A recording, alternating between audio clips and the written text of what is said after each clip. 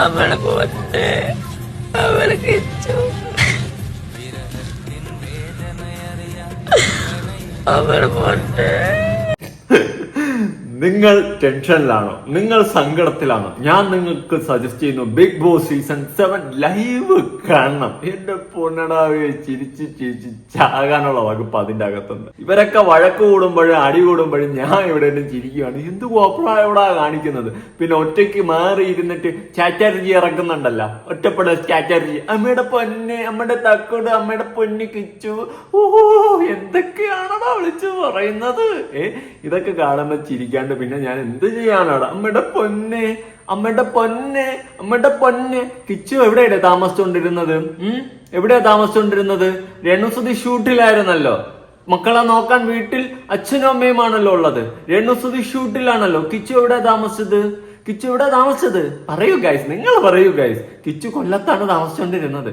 ഇത്രയും കാലം കിച്ചുവിനെ കാണണമെന്നില്ല. എന്തിന്? കിച്ചു ആ വീട്ടിൽ വന്ന സമയത്ത് ഉൾപ്പെടെ നമ്മുടെ മാഡം ഷൂട്ടിലായിരുന്നു. അങ്ങനെയാണ് കിച്ചു വന്നൊന്ന് ട്രോഫി കട്ടിന്റെ ഇടയിൽ കിടക്കുന്ന വീഡിയോ എടുത്ത് ഇട്ട് കൊടുത്ത് ഇവിടെ നാറി പോഞ്ഞ് പണ്ടാരടങ്ങി പോയത്.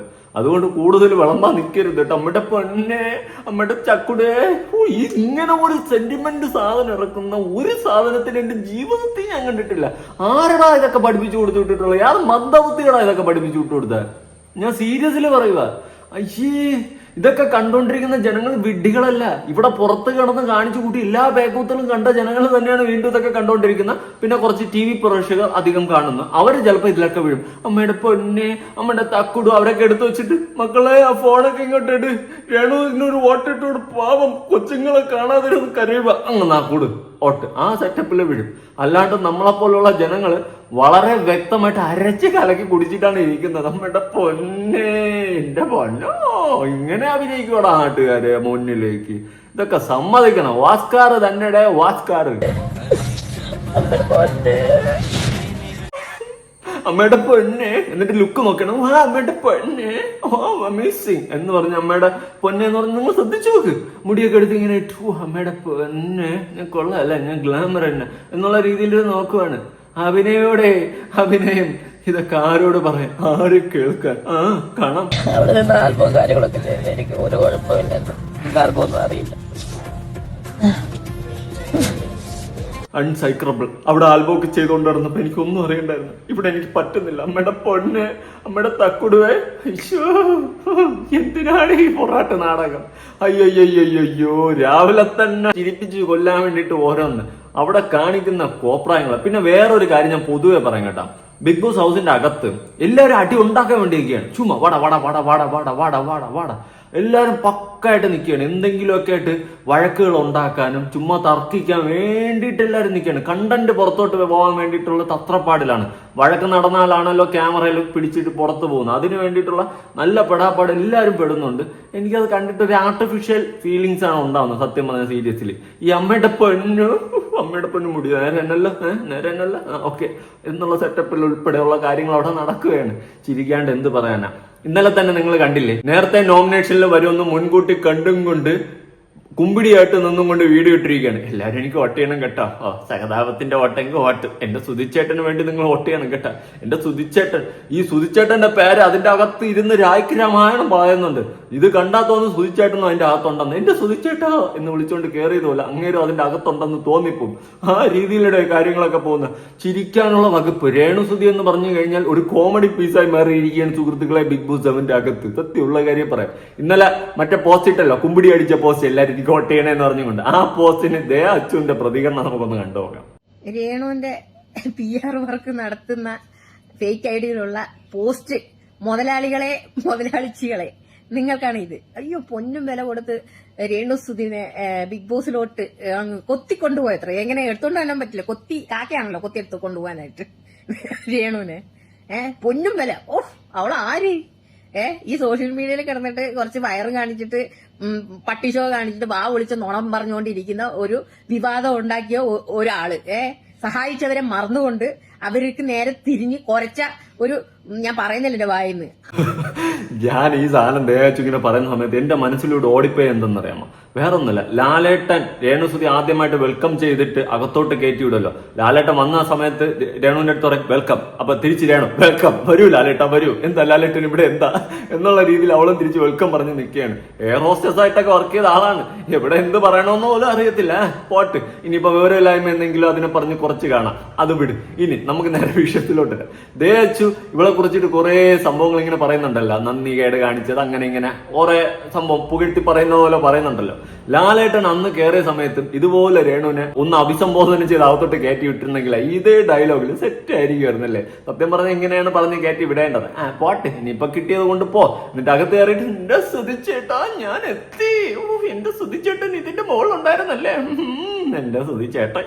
അങ്ങനെയുള്ള ഒരാള് കണ്ണെടുത്ത കണ്ടോടെ മൊത്തം നെഗറ്റീവ്, വാ പൊളിച്ചെന്നാണേ പറയത്തുള്ളൂ. കടം മേടിച്ച ആൾക്കാർ തിരിച്ചു ചോദിക്കുമ്പോ എന്റെ സുധിച്ചേട്ടൻ എന്താണ് ഒരു സെലിബ്രിറ്റി അല്ലേ, നിങ്ങൾ എന്തിനാ അതിനകത്ത് ചെന്ന് കൊടുത്തതെന്ന് പറഞ്ഞിട്ട് അവരിന്റെ നേരെ തെറി വിളിച്ച് വാട്സപ്പിൽ തെറി വിളിക്കുന്ന ഇയാള്, അവരാണ് പൊന്നും വില കൊത്തിയെടുത്ത് കൊണ്ടുപോയത്. ഒരു ചുക്കുമില്ല.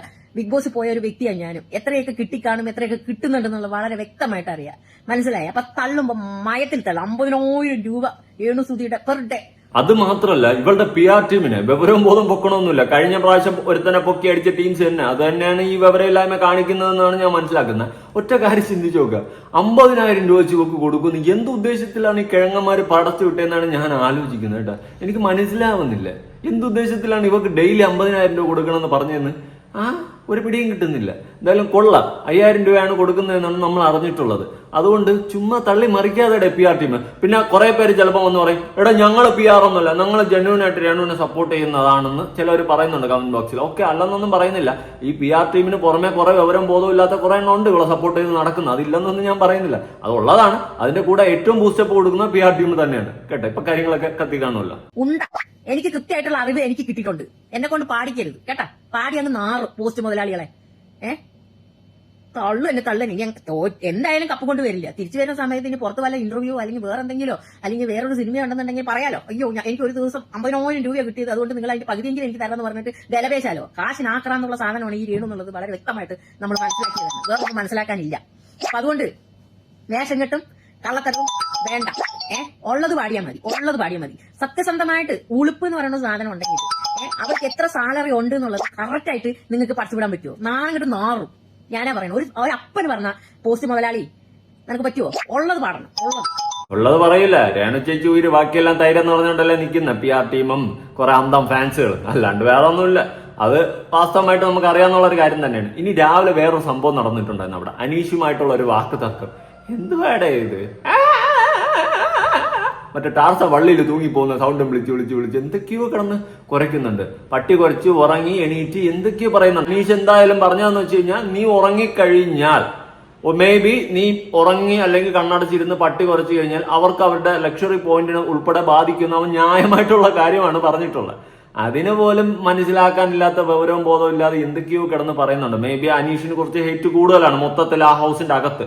അതുകൊണ്ട് തന്നെ നേരെ അനീഷിന്റെ നെഞ്ചത്തോട്ട് ഇടിച്ചു കയറാമെന്നുള്ള ഒരു വിചാരമായിരുന്നു ഇവക്കുള്ളത്. കീ കീ കീ കീ കീ കീ കീ മറ്റേ കോഴിക്കുഞ്ഞ് ഉരിഞ്ഞിരുന്ന് വിളിക്കുന്ന പോലെ കടന്ന് വിളിക്കുന്നുണ്ട്. എനിക്കൊന്നും പറയാനില്ല. എന്തുവാ, നമുക്ക് ലൈവ് കണ്ടു നോക്കാം. വലിയൊരു അടിയാണ് ഇപ്പൊ ലൈവിൽ നടന്നുകൊണ്ടിരുന്നത്. അതായത് രേണു സുധിയും നമ്മുടെ അനീഷും തമ്മിൽ പൊരിഞ്ഞടി. രേണു സുധി ഉറങ്ങുകയായിരുന്നുവെന്നും താൻ വിളിച്ചുണർത്തിയില്ലായിരുന്നുവെങ്കിൽ മറ്റേ പട്ടി കുറച്ച് നമ്മുടെ ലക്ഷറി ബജറ്റിന്റെ പൈസ പോകുമായിരുന്നെന്നും പോയിന്റ്സ് പോകുമായിരുന്നെന്നും ചിലപ്പോൾ പണി കിട്ടുമായിരുന്നു എന്നും പറഞ്ഞുകൊണ്ട് അനീഷ് തുടങ്ങിയതാണ്.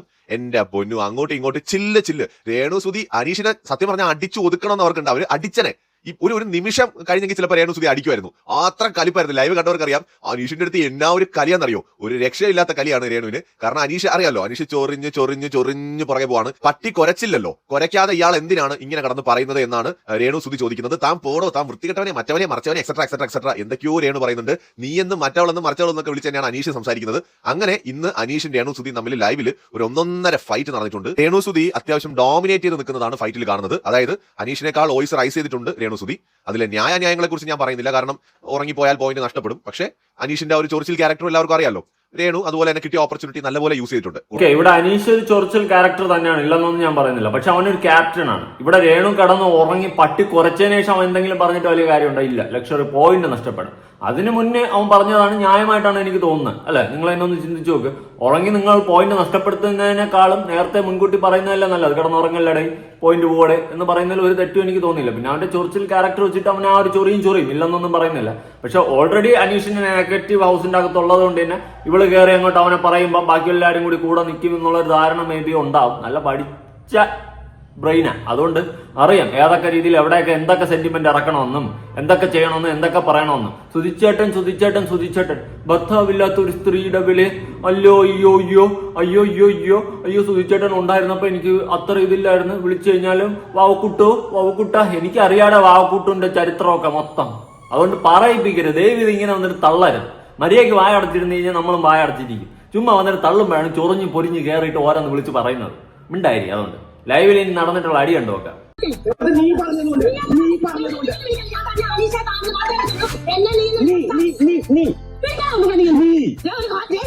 തനി കുണം പുറത്തു വരുവാണ്. എന്തുപാടാ ഇതൊക്കെ. നന്നായി ഞാൻ അങ്ങോട്ടാട്ട പോവാത്തത്. ഇതിന്റെയൊക്കെ മുന്നിലെല്ലാം നിൽക്കണ്ട. എന്റെ കൈ പിരുത്ത് കയറി വരും. തനി കുണ എന്റെയും പുറത്ത് വരും. സത്യം ഇതിനെയൊക്കെ എടുത്ത് ഉരുട്ടി വിടും മിക്കവാറും. ആ രീതിയിൽ പൊട്ടും കേട്ടോ. അനീഷൊക്കെ എങ്ങനെ കൺട്രോൾ ചെയ്ത് നിൽക്കണം എന്ന് എനിക്കറിയാൻ പാടില്ല. ഇതൊക്കെ എവിടെ നിന്നാണോ വന്നത്?